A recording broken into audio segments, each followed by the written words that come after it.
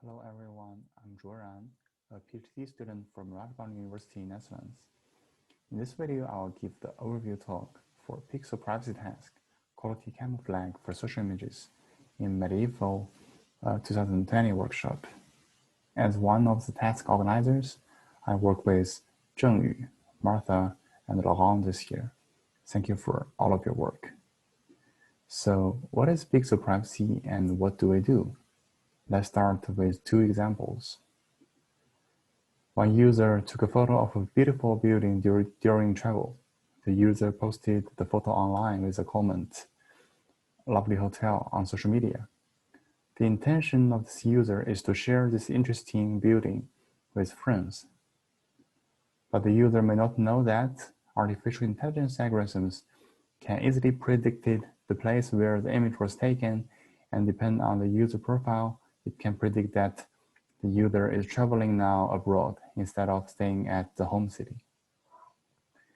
It's very likely that the user here may not want to share these pieces of information with everyone. Another example comes from a conference in 2016. Here is one photo. What are you thinking when looking at this photo?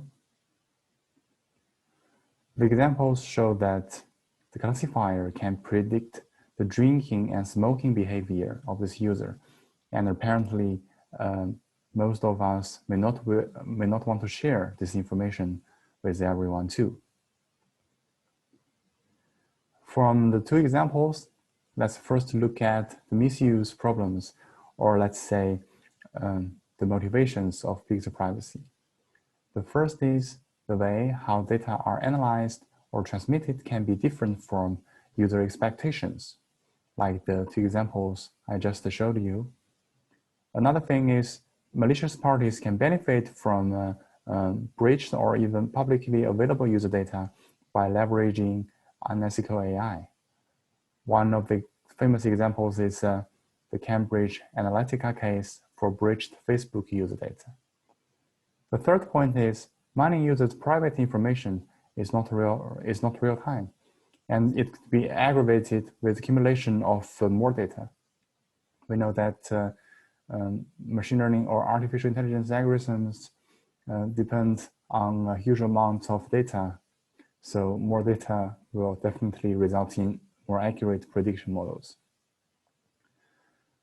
Except those motivations or the misuse cases, there's still another very important point, because as a society, we somehow count on regulations, but we have to know that regulation plays an important role, but refining those norms is a dynamic process, which also needs inputs from users. So the goal of pixel privacy in general is trying to raise awareness of users and possibly provide fun tools to users for privacy protection. Okay, before we look at the exact task this year, let's first recap a little bit what we did over the past 2 years. We were aiming to protect private scene information, where we increase image appeal while block automatic classification of sensitive scenes. It was good, but during the evaluation process last year, we found a very interesting readout that bad-looking images could also achieve a high AI predicted appeal score. For example, the two images on the right column, they look very bad, but actually they got a much higher predicted appeal score than the images on the first column. So we were asking ourselves a question: could we increase image appeal but decrease the predicted appeal score in order to decrease misuse of user images? And this is why we have the quality camouflage task for social images this year. Mainly, we have two motivations. The first considers unwanted promotions. For example, high-quality public images will be ranked high by search engine, and they're more likely to be shared in web applications. In addition, high-quality ones are also few for AI. And we hope that quality camouflage can somehow decrease the chances of being misused.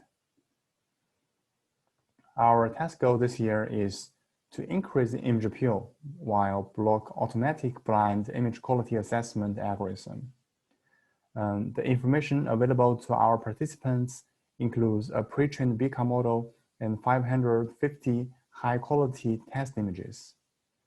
We also tell participants that JPEG compression will be used to ensure protection robustness, and user study will be conducted to get the final result.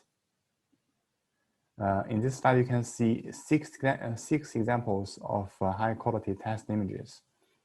They are selected by BIQA algorithm, and I think they look really beautiful, which means that BIQA algorithm in general works. Okay, let's talk about our evaluation setup. Our evaluation includes two parts. First, for all test images, after the protection, the percentage of high-quality ones should be lower than 50%. Then, all runs that hit this threshold will go to the user study stage. We have 10 teams registered for quality camouflage task this year, and finally 4 teams submitted runs and working notes paper. So in the end, we got in total of 17 runs for evaluation. And it's very interesting that our 4 participant teams this year, they consider the different aspects of this task, where the link media team consider robust consolidation against the JPEG compression. The MMG team considered the sensitivity map guided imperceptible perturbations. The HCMOS team from Vietnam considered the end-to-end image translation-based approach, which is very interesting. Also, 2-stage approach based on enhancement plus perturbations. We, as organizers, also provide one approach based on adversarial color filter. Okay, let's look at the evaluation results now. It will be in 2 parts: the protection, which is represented by the BIQA score, also the user study on image appeal. This slide shows the protection results. Accuracy here represents the percent of high quality images after protection. So it means that lower is better. And you can see in the slide, most runs are qualified for the user study. Among them, HCMOS, Enlightenment, HCMS Retouch, and Link Media 30 provide the best 3 protections. Okay, for the user study, you can see the questions we ask them in this slide. Basically, we would like all user study participants to select the most appeal 3 images, and also they update the least appeal 2 images. Okay, let's move to the result of the user study. We first pick 20 images with the largest variance of BIQA score. For each image, we mixed up all runs and sent to users. So here we show the times being selected as top 3 for all 13 qualified runs. So higher score here is better. We have 7 students to participate in the user study. So the maximum score for each run is 140, 20 times 7. And the runs that got high scores are from all participant teams except our own team. Okay, let's look at the images that get most votes. In user study, each image can get at most 7 votes because we have 7 participants in user study. So all single images that got more than 6 votes is shown in this slide. Especially the first 3 in the top row got votes from all participants. And one obvious feature I can tell here that all high score images share is their brightness is very good. Let's also look at what user study participants say. They said that 3 runs are not really distinguishable. By the way, here I would like to mention that the participants cannot see which cannot see from which team the images are from. Like they can only see the numbers, and for each image, all of the numbers are mixed. They said that these 3 runs are not really distinguishable. Also, they said filtered images, especially the green and purple ones, look very bad. They also said that some cartoon images look cool, but others look unnatural. This is very important information.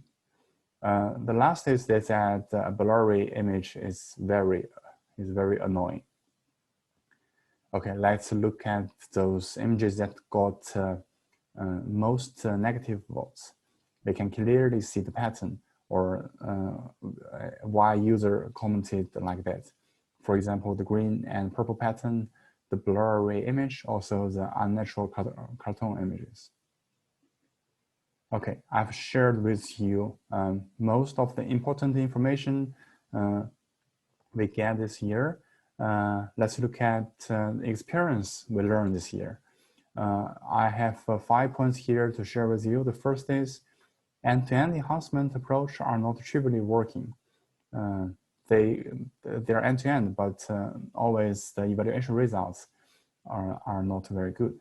The second is more robust protection against image compression is achievable. This is from the submission of Link Media team. It's very promising that we can also make robust protection. The third point is the sensitivity map is effective in increasing image appeal. This submission is from the MMG team from NUS.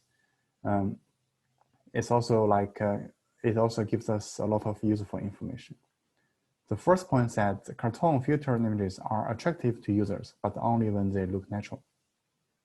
So here we can see the space to improve for those enhancement approaches, especially the very large enhancement.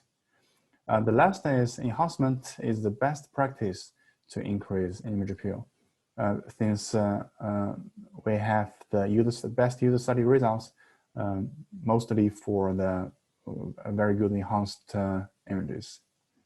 Okay, that's all. Before I conclude my talk, I would like to thank all participants and all user study volunteers like our students this year. Thank you for all of your efforts. Also, if you find the Pixel privacy task interesting from this video and would like to discuss more with us, you can drop me an email. Thank you for your listening.